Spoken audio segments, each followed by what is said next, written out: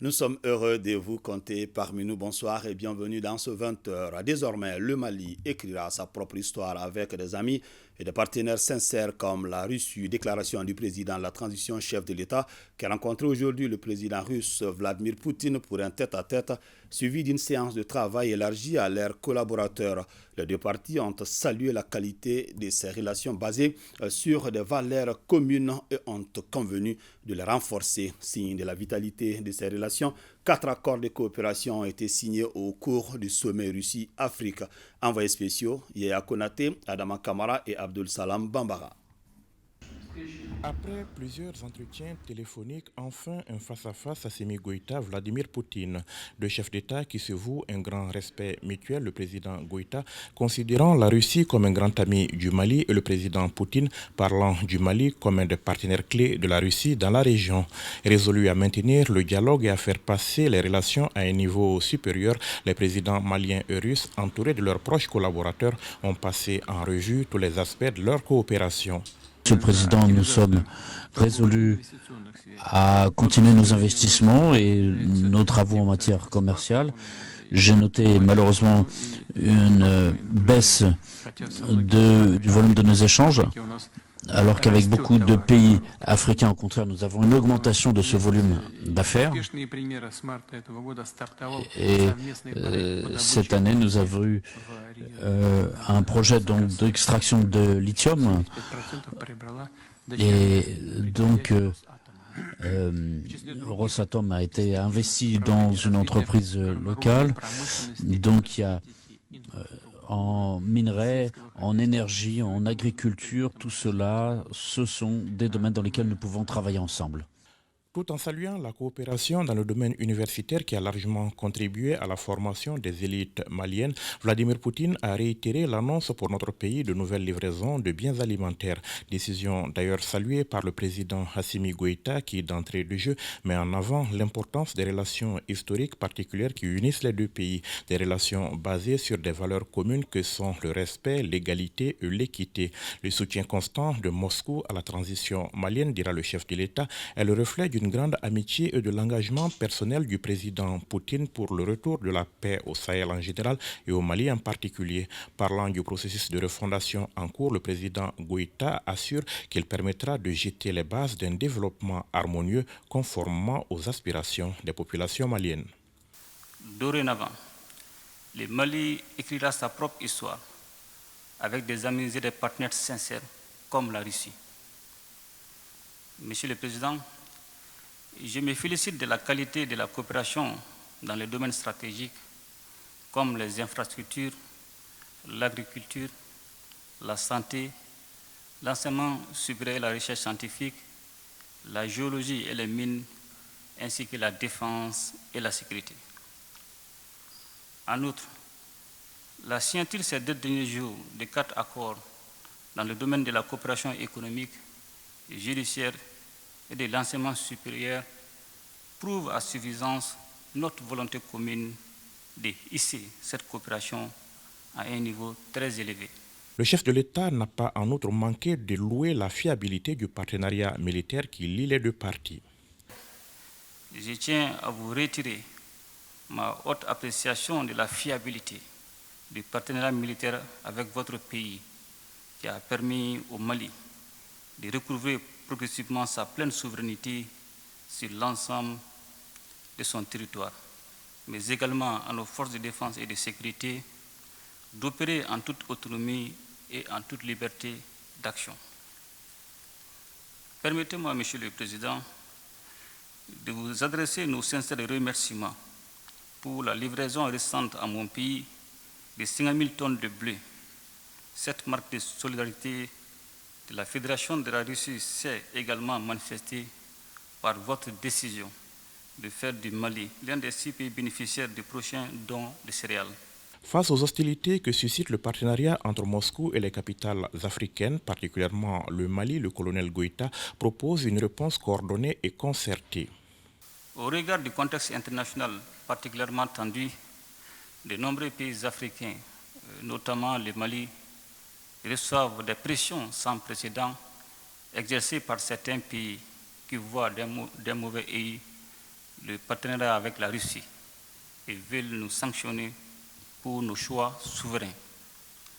Cette pratique néocoloniale ne nous étonne guère et requiert une réponse coordonnée et concertée afin d'être un véritable contrepoids dans la géopolitique mondiale.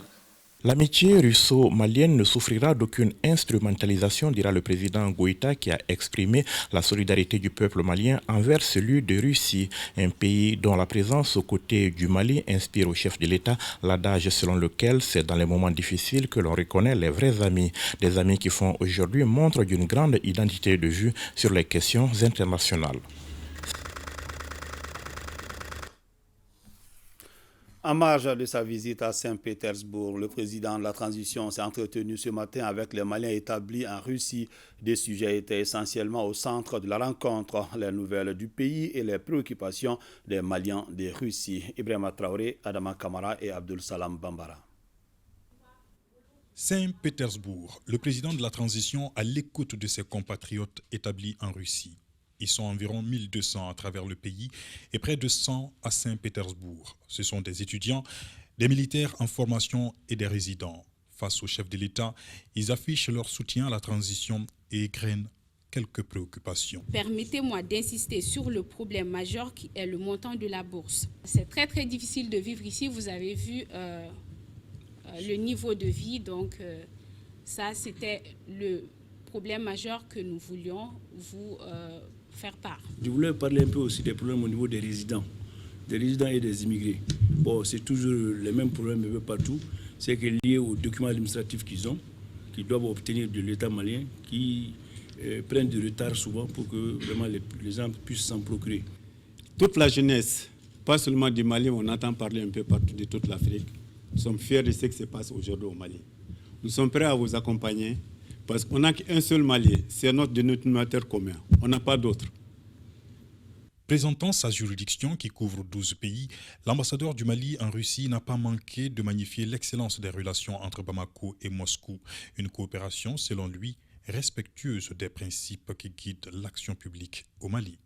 La communauté malienne en Fédération de Russie a suivi également avec beaucoup de fierté et d'intérêt vos décisions courageuses dans le cadre de la refondation du Mali. Ces décisions ont permis la montée en puissance de nos forces armées et de sécurité qui terrorisent désormais les groupes armés terroristes, libèrent le génie créateur du peuple malien qui relève les défis dans tous les domaines, tout en suscitant chez tous les Africains l'espoir d'une Afrique qui se libère désormais des chaînes du néocolonialisme et s'assume. Le président de la transition s'est adressé en Bamanakan à ses compatriotes en rappelant les grandes actions et les ambitions de la transition dans tous les domaines. Après la sécurité, d'énormes efforts sont consentis maintenant pour développer le pays. Le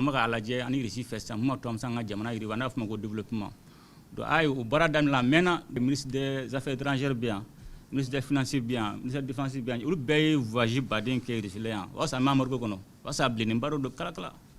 Le n'a voyagé que Mumbato, Sumanko, Nogo Konafuma engrais, ani Terengo, ou Bé Baradam land de Boutma. Watu Kuchanga Mokoto Bakalan, Fonako Sirat Mangat, the Pamargo Konamin Bé Baravella.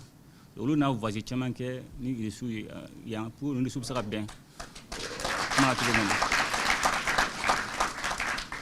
Todo kumana an se ka confirm ko ma photo ka fon anticiper mu to an akna curandala do konna la an se ka fen chama sikisenga alibi u barabe sinan trenko bola senako bola commerce ko bola ni ay albi an opérateur économique be lufna bebo okumun konna la donc fon be franyo ngam fam kuma nyongo mini donc ara fo bibina ambe développement baralla kafra ani disiga denyuga ka lakana okumun konna la donc ka fana mali ben tableau la bi amba en doke lakana na mais lakana saka laban parce que ale talent de développement n'ale té développement ça ni développement ni jumana fana mayriwa lakana fana tobaje.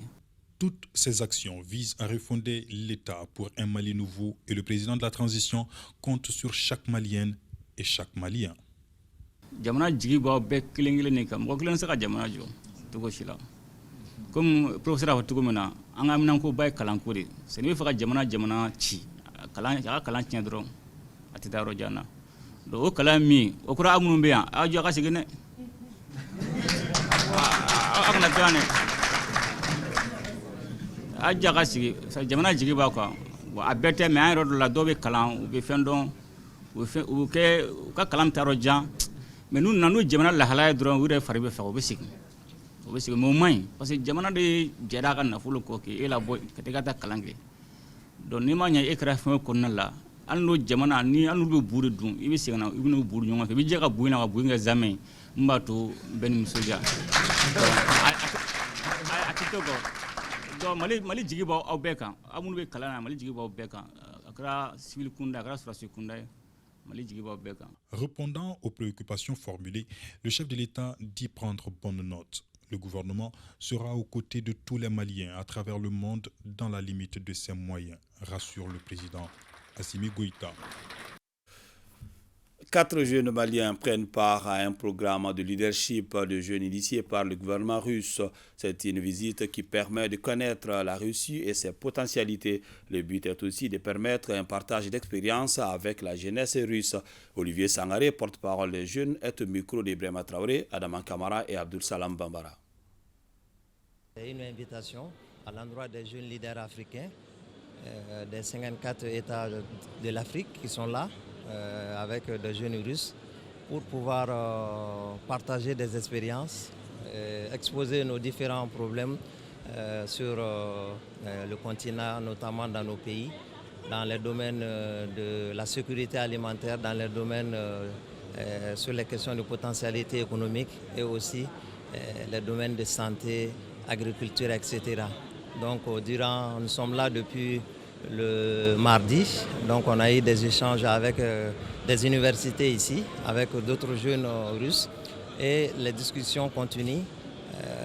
Des jeunes ont des projets parmi nous, donc ça sera l'occasion de pouvoir présenter ces projets et aussi avoir des partenaires potentiels pour le financement.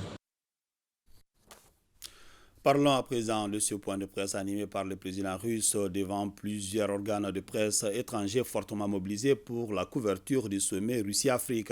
Au journaliste Vladimir Poutine a expliqué les enjeux de ce deuxième sommet et le partenariat russe-Afrique. Des questions d'actualité ont été aussi abordées. Bourama Traoré. Face à la presse internationale, le président russe rappelle sa volonté de construire un partenariat équilibré, solide et gagnant-gagnant avec l'Afrique. Le paternalisme semble révolu pour Vladimir Poutine. Nous avons confirmé notre volonté de faire le monde juste, démocratique et multipolaire, qui se base sur les principes du droit international universellement reconnus et sur la charte de l'ONU. Nous avons noté également notre volonté de lutter contre le néocolonialisme, contre les sanctions illégitimes, ainsi que des tentatives de saper les valeurs traditionnelles. Nous avons réaffirmé l'accord de Sochi de tenir des rencontres entre la Russie et le continent africain une fois tous les 3 ans. Ce seront les rencontres au sommet.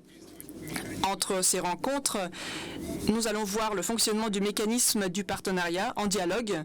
Il y aura des consultations régulières entre les ministères des Affaires étrangères de la Russie et des pays africains et des rencontres avec les autorités de l'Union africaine. Il a été prévu d'instaurer un nouveau mécanisme permanent russo-africain pour coordonner nos décisions dans la sécurité et de prendre des décisions en matière de la lutte contre le terrorisme et l'extrémisme, pour parler de la suffisance alimentaire, des technologies d'information, le non-déploiement des armes dans l'espace et le changement climatique. Comme à l'ouverture de ce deuxième sommet économique et humanitaire Russie-Afrique, le président Poutine nourrit de grandes ambitions pour le continent. Notre pays va vous livrer des céréales à titre gratuit et dans le cadre des contrats. Nous allons vous aider à développer l'énergie pour satisfaire les besoins des économies des pays africains, satisfaire vos besoins en hydrocarbures et en capacité de la production d'électricité. Il s'agit non seulement des sources d'énergie traditionnelles, mais aussi des sources d'innovation qui sont mises en œuvre par notre société Rosatom. Comme dirait l'autre, quand une coopération bilatérale se porte bien, elle se ressent de part et d'autre sans que les mots ne soient nécessaires. Mais devant son homologue russe, le président comorien, président en exercice de l'Union africaine, Azali Assoumani, tient à rappeler un fait réel, à la fois historique. Quand la Russie gagne, l'Afrique gagne. Depuis hier, toutes les interventions, il n'y a aucun pays qui n'a pas remercié les relations séculaires qui existent entre l'Afrique et la Russie ou entre le pays et la Russie. Et surtout, comme on le dit souvent, c'est dans les moments difficiles qu'on connaît les vrais amis. C'est pendant que l'Afrique était dans la difficulté, que ce soit l'esclavage, que ce soit la colonisation, que ce soit l'apartheid, la Russie, il a été, si ce n'est pas le seul pays, ou le premier, mais l'un des pays phares qui était aux côtés de l'Afrique, pour nous aider à lutter contre l'esclavage, le colonialisme et l'apartheid. Donc c'est une relation séculaire.